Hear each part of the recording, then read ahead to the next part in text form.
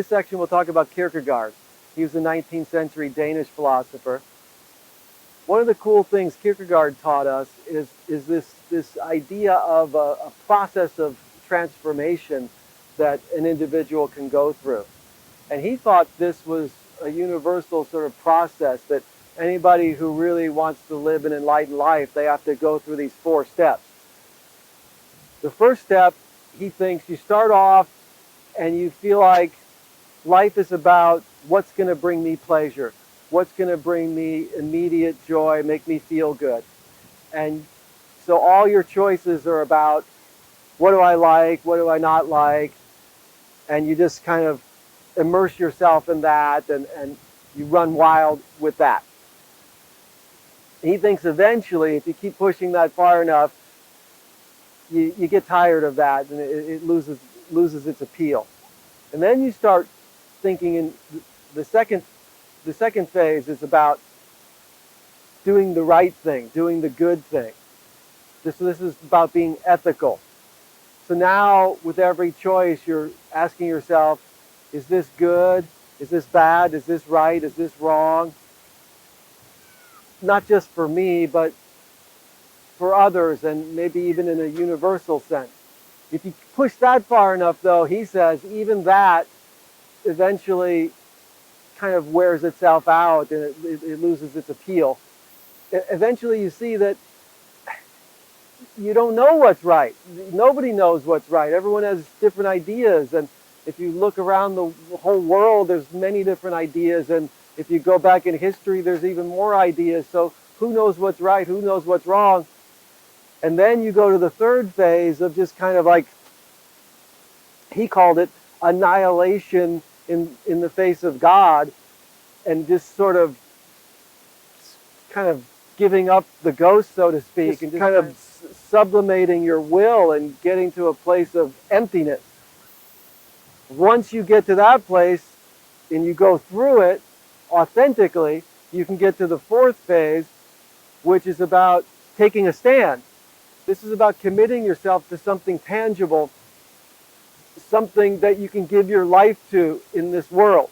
He used the Old Testament story of Abraham and Isaac, and in this story, God tells Abraham to take his son Isaac up to the top of the mountain, and once they get up there, God says, look, you need to kill your son. And Abraham says, you're kidding. And God says, no, I'm not kidding. And Abraham says, why? And God says, because I'm telling you to, and you just need to do it. Abraham chooses to do it because God's telling him to, and at the last second, God says, no, you don't have to, but you've proven your faith in me. From Kierkegaard's perspective, that was an example of taking a stand. Maybe it wasn't the right thing to do. It certainly didn't feel good. His stand was, I'm loyal to God. I trust God. I believe in God. I'm going to follow that to the end. Of course, in our lives, we won't be left with that kind of choice. But what Kierkegaard's saying is, your life will be meaningful to the extent that you can go through these 4 phases and get to the point where you choose what matters and you give your life over to it, whether you fully understand it or not, or even whether no one else understands it. It doesn't matter. You've chosen it. It's real for you. It's authentic for you, and that will give your life meaning. Kierkegaard was similar to Nietzsche in a way. He really valued the authentically extraordinary person. Jesus was his model. He was not a big fan of most Christians,